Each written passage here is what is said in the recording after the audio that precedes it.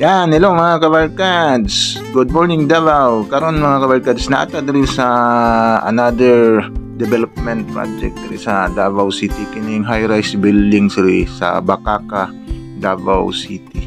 Mao na itong gikuan karon mga kabarkads, kaning Aeon Blue na project diri. Kuan ni siya mga kabarkads is 16,000 plus na kadako niyang area. Tapos na ay 6 towers ni itukod diri mga kabarkads.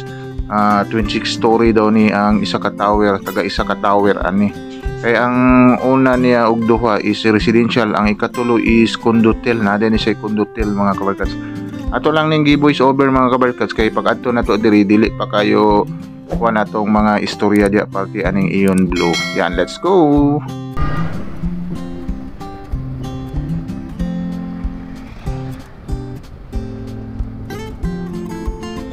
Hello mga kabarkads, once again this is RPB Moto Travel Vlog. Karon mga kabarkads is naata diri sa Bakaka, diri sa Davao City.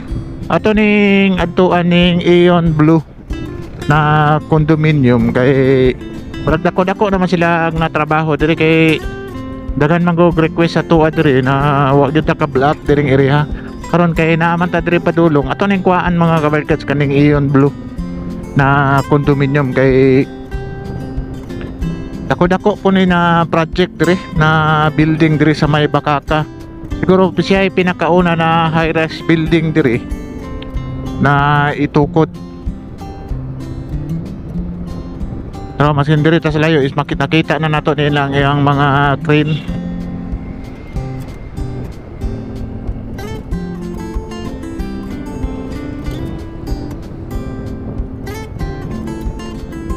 Sinso na yun yung Bakaka mga kabarkads, daghan na kay development diri sa area.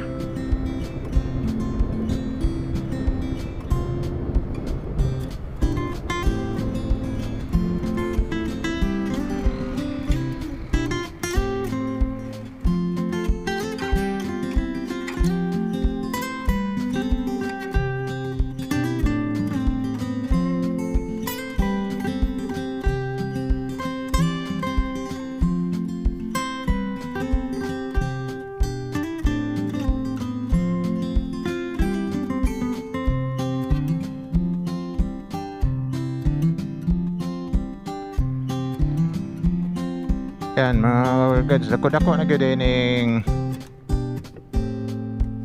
trabaho diri Aeon Blue mga kabarkads.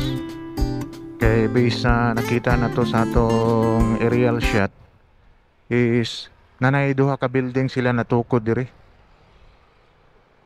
Daplin ni sila sa kuan mga kabarkads sa mao ni siya Aeon Blue is daplin ni siya sa Davao River. Pero di kuan man ni diri mga kabarkads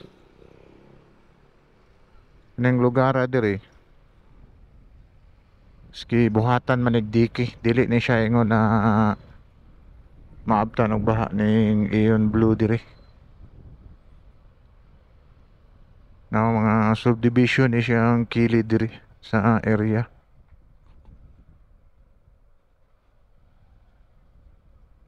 Dako po na siya mga works, marag ako na kuan 3 or 4 towers ang itukod diri sa Aeon Blue. No, taas po ni siya na building, mga naayata nis mga 19 story. Ano diri mga works, marag dead in na ni diri mga kabarkads. Naadi kutob ang ilang lapok kay nag-ulan. Naadi kutob ang ilang construction. Mao na siya Davao River na diha na area.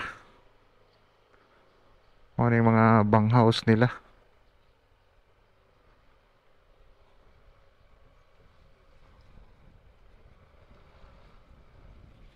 Init ng adlaw mga kabarkads.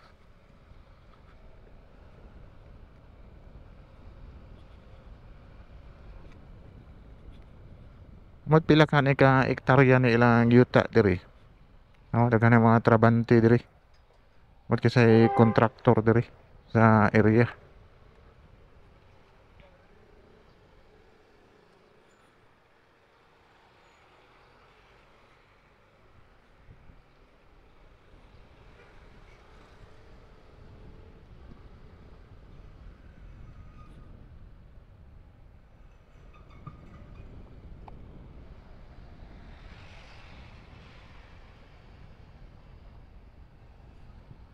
Oh, kita diri ang construction diri mga kabarkads. Oh. Kay dalan din nila diri dapita. Kay tulo man siya ka tower crane. Arag tulo ni ka building ang itukod diri. Kay kung pila ang tower is mao po ning building. Arag 3 tulo ka building din ang itukod diri.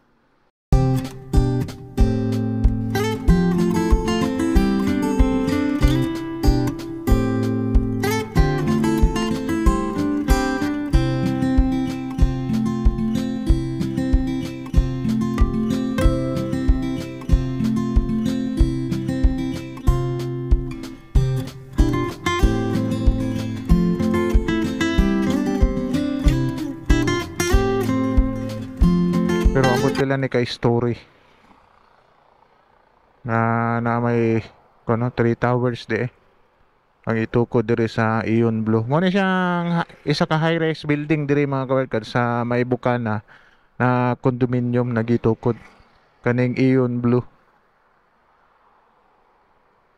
Yan daghan man gud nagkuan sa tuwa kay marag daghan nakakuha diri sa area na ay condominium na itukod. Hawa gid ta di sa kilid mga kabarkad. Kaya marag makita ni diri sa kilid na ilang project.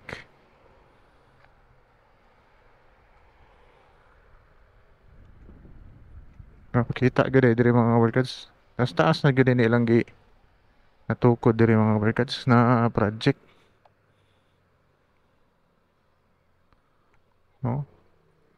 Ano isa ka tower o ka tower kani nagsugod pa og foundation ni diri sa area. Na din ni siya kuan mga kabarkads basement parking area sa ilalom kaning Ion Blue. Ano siya mga kabarkads, so kani siya mga kabarkads naka-design na ni siya sa mga linog kay ang bakal niya perti nang dugula pati sa mga poste marag nag-additional sila og mga bakal tapos ang pressure sa semento ani nagi gamit is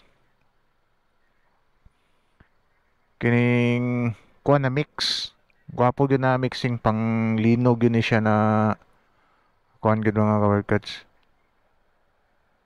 Kuan tapad lang din siya atong gwapo na condominium pud mga kabarkads. So nakita na to sa drone shot kaning pikas pud na condominium tapad lang ni siya na gwapo na design sa condominium.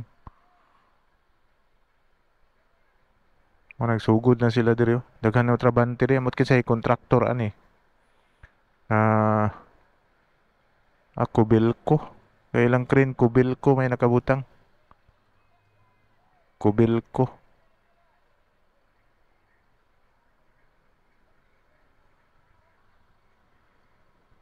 Ano kaniyo nakabuhat na sila og kuan mga kabarkod sa basement. Dayon 1 2 3 4 5 6 na unom ka andana natukod ang diri na side pero tan-awon nimo dito mga kabarkod is mubo lang kaayo ang area pero nakaunom ka andana na niyo kaning pikas diri sa Ion Blue paspas kay diri mga kabarkod sa mga condominium perting paspasa gyud ang trabaho sa kuan gyud.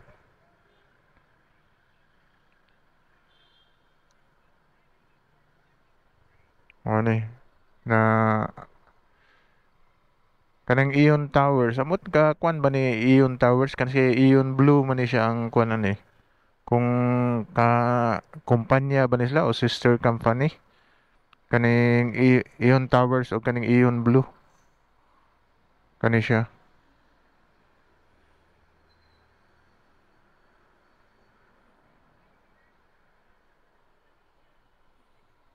Mas makita din nato diri na side mga kabarkads compare dito sa pikas atong gagihan.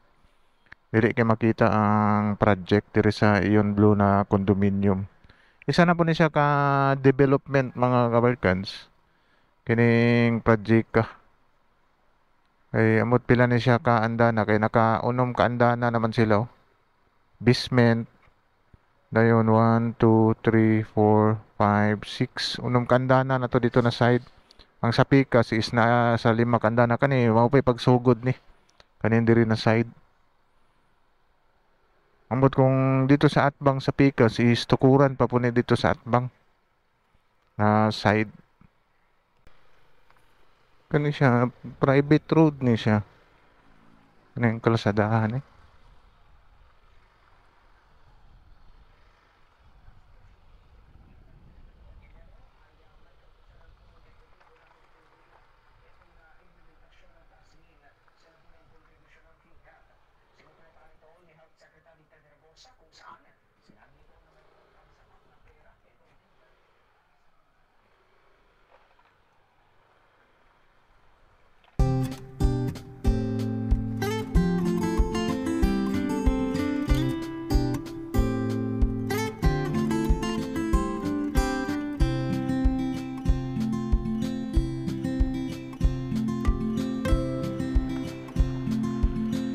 Yan mga kabarkads, mahalo na itong update diri sa another high-rise building. Kaning gitukod diri sa may Bakaka, Davao City. Yan no. 3 towers din ang itukod ya kay tuluman ka tower crane ang nakatindog sa area. Una siya mga kabarkads, makita na to diri na site sa Picas ang project. Kaning Ion Blue kay daghan manggigay nag-request sa tuwa diri na kumusta na ning Ion Blue diri sa may Bakaka, Davao City. Siguro mga kabarkads, mao lang natong update sa area sa Ion Blue na towers. Yan, like and subscribe to my channel and press the button bell para ma-notify kayo sa mga video na i-download ko, especially sa mga travel vlog natin. Yan, sige, bye bye, God bless.